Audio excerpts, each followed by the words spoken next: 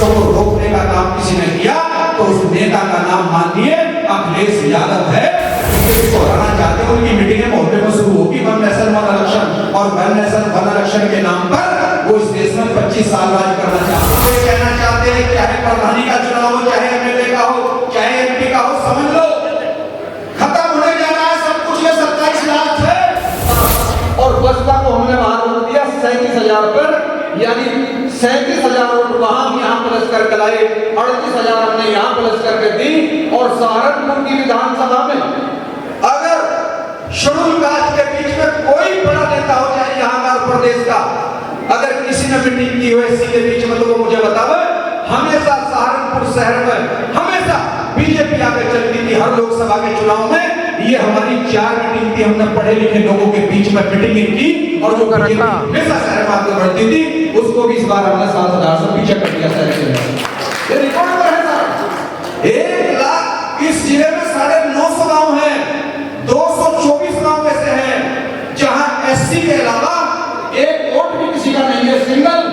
इन 224 गांव को टारगेट करके मैंने रात दिन अपनी मीटिंग की और यही आपके सामने बहलोलपुर गांव में यही सामने 90% वोट उस गांव का जहां शेड्यूल कास्ट की चमार जाति के लोग रहते हैं 90% वोट पोल हुआ।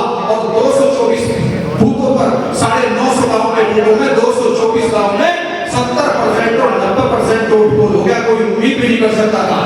मुझे पार्टी ने 2022 में नहीं लड़ाया, उसके बाद भी पार्टी के लिए रात दिन काम किया।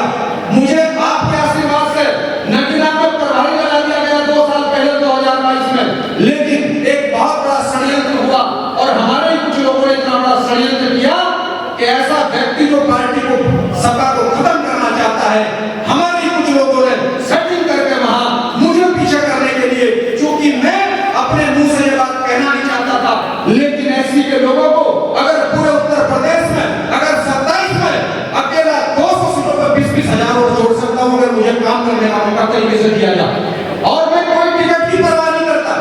टिकट मेरे 7 बार अब तक वीरेंद्र ठाकुर जी जानते हैं 1996 में पहला टिकट मेरा हुआ था किसान कामगार पार्टी से नागल के नाम से, जिसमें राम सिंह पांडे मास खड़े थे।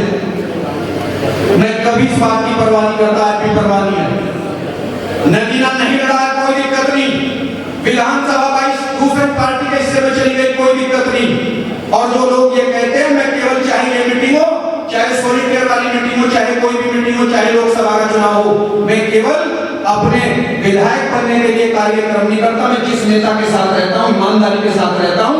हम केवल अखिलेश जी के साथ, माननीय मंत्री जी और आपके साथ इसलिए हैं कि बीजेपी ने नारा दिया था कि अब की बार और 400 पार। अगर बीजेपी और आरएसएस केवल देश में सरकार चलाना चाहता है तो 272 पर वो अपनी सरकार चला सकते हैं, 272 सीटों पर भारत सरकार बन सकती है। लेकिन आरएसएस का जो नारा था कि अब की बार 400 पार, ये 400 पार इसलिए करने की तैयारी थी कि संविधान को 272 पर नहीं बदला जा सकता। उनको जितनी मेजोरिटी चाहिए वो 400 सीटें चाहिए थी। अगर 400 सीटों को रोकने का काम किसी ने किया तो उस नेता का नाम माननीय अखिलेश यादव है। ये बताओ 40 सीटें उत्तर प्रदेश में समाजवादी पार्टी और कांग्रेस ने जीती है। कांग्रेस के नेता उत्तर प्रदेश छोड़कर के केरल जाने लगे थे चुनाव लड़ने के लिए। स्मृति जैसे ने उनको चुनाव हरा दिया था। आज अगर कांग्रेस की भी वापसी हो रही है तो हमारे नेता अखिलेश यादव की बदौलत उत्तर प्रदेश में इतना बड़ा वो हुआ है चलेजनक। क्योंकि हम पीडीए के तहत हम जो पार्टी ने जिस तरह से उनके घर को गाय के पेशाब से धोने का काम किया, हमारे लोग सहारनपुर से लेकर के सारे देश में उनके नेतृत्व में काम करना चाहते हैं। लेकिन कुछ लोग यहाँ एससी में भी ऐसे लोगों को आगे करना चाहते हैं, ना कमरे में कुछ समझा सकते हैं, ना कमरे के बाहर कुछ समझा सकते हैं। आज के दौर में ये काम चलने वाला नहीं है। अगर अखिलेश जी की सरकार बनाना चाहते हो ईमानदारी के साथ में तो आप लोगों को विचार करना पड़ेगा। मुझे कोई चिंता नहीं। माननीय शेरवानी साहब को भी पता, जिस दिन रामपुर की बात आई मैं पुकारी मान रहा था और आज भी मेरी प्राथमिकता नहीं हो रहा है। इसलिए मैं कभी चिंता नहीं करता इस बात की, आज भी नहीं कर रहा हूं। मुझे अफसोस है कि जनरल सीटों पर 5 लोग लड़ाए गए। दलित का मैसेज मैं देता पूरे उत्तर प्रदेश से, मुझे पीछे कर दिया। उसके बावजूद भी राष्ट्रीय अध्यक्ष जी ने कहा हमारा चुनाव लड़ाने आओ। जैसे चिट्ठी आई तुरंत घर में जाकर रात की मीटिंग कर दी। जिन गाँव में मीटिंग करता है 70 मीटिंग 90% राष्ट्रीय अध्यक्ष जी अम्बेडकर पार्कों के निर्माण के लिए दिए, बात मुझे प्रोजेक्ट देना।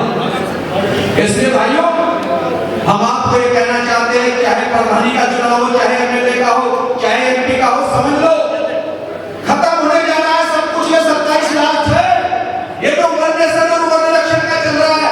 क्योंकि मुझे दुख होता है इस पार्टी में कि यहाँ केवल बैनर, फोटो, सेल्फी और माला डालने के ऊपर वो रहती है, एक दूसरे को धक्का, एक दूसरे से नाराजगी।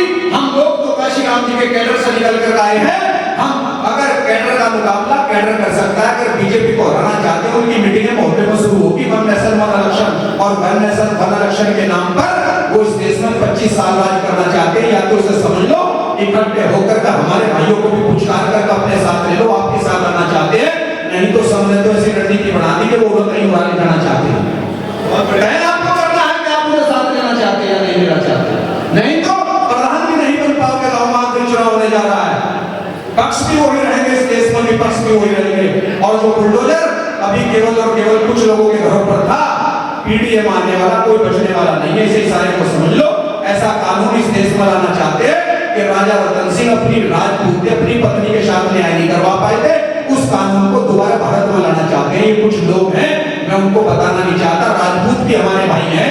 इस देश में 6500 जातियों के लोग हैं, हम सारे एक माँ बाप की औलाद हैं और हमारे बड़े इस देश के राजा थे और नागपुर से हमारे बड़े राजा देश चलाते थे। आज दुश्मन नागपुर के अंदर बैठ गया, ये समझने की आवश्यकता है। हम तो आपका साथ देना चाहते हैं इन्हीं के साथ कि आप सब लोगों का, जितने लोग मंच पर बैठे और खासतौर से प्रोग्राम में, मैं एक बार ये जरूर कहूंगा कि भाई रामपुर विधानसभा से ताल्लुक रखने वाला एक आदमी जो रामपुर से जरा हाथ खड़ा करे, रामपुर के कितने लोग हैं, हाथ खड़ा करके जरा सा एक बार जरूर बता दें। मैं अपनी वाणी को यहीं विराम देता हूँ। जय भीम, जय भारत, जय संविधान। बहुत